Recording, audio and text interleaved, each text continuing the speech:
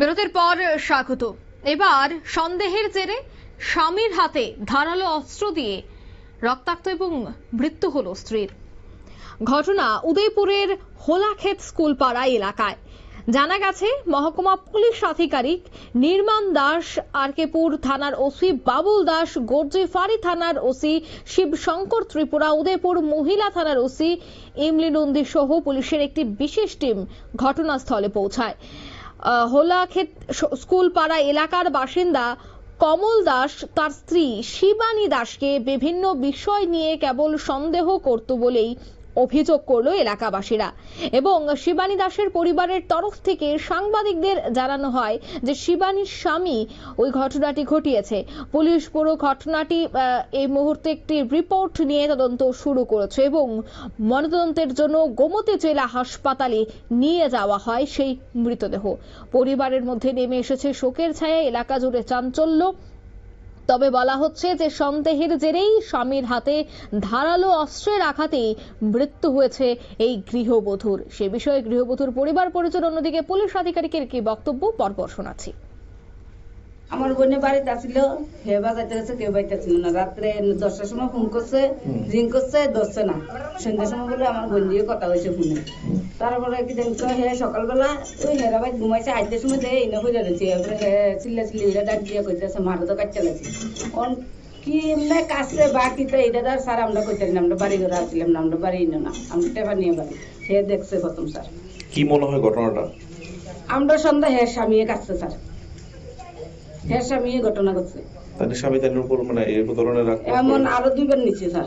হের মাইরে লাগবে, এমন ধমকি টমকি দিচ্ছে সবসময়। মোবাইলে ধমকাইতে হের মাইরে লাগবে, কাটতে লাগবে, এটা করবো সেটা করবো স্যার। হেরে ফোন করা হয়েছে, হে কইতে আছে আইতে আছে। এবারে ফোন করছে, কইছে স্ট্যান্ডে আই। অনেক ফোন করছে, হে বলে হসপিটাল ভর্তি স্যার। হে মাথা কি করে ওনার স্বামী? হের স্বামী ওই কলের কাজ টাজ করে স্যার। ঝগড়াটা কি নিয়ে আসলে? ঝগড়াটা করে আপনার কিচ্ছু নাই। হের মানে সন্দেহের বউ রয়েছে সবসময়।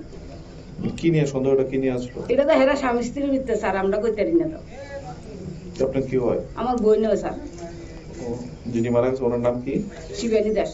আর ওনার স্বামীর নাম? কমল দাস। মূলত কোন জায়গায় পাওয়া গেছে তাহলে দেখো? এই নই দেখছো স্যার। জায়গাটার নাম? স্কুল করা। আপনার নাম?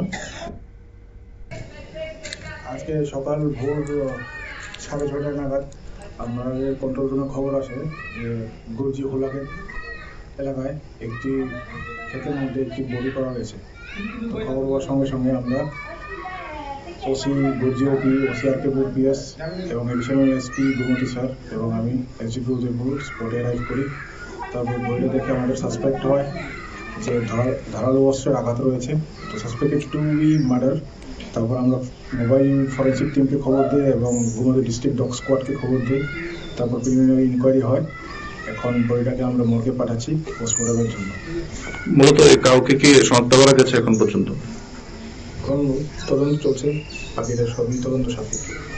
পরিবারের তরফ থেকে বলছে ওনার স্বামী নাকি ওনাকে, সেটা আমরা তদন্ত করছি। আপনারা শুনলেন পরিবার পরিজন এবং পুলিশ আধিকারিকের বক্তব্য। থানায় মামলা করা হয়েছে, তদন্তে রয়েছে পুলিশ। স্বামীর হাতে ধারালো অস্ত্রের আঘাতে স্ত্রীর মৃত্যু বলেই কিন্তু অভিযোগ করছেন পরিবার পরিজনরা। নিয়ে নিচ্ছি ছোট্ট একটি বিজ্ঞাপন বিরতি, সঙ্গে থাকুন।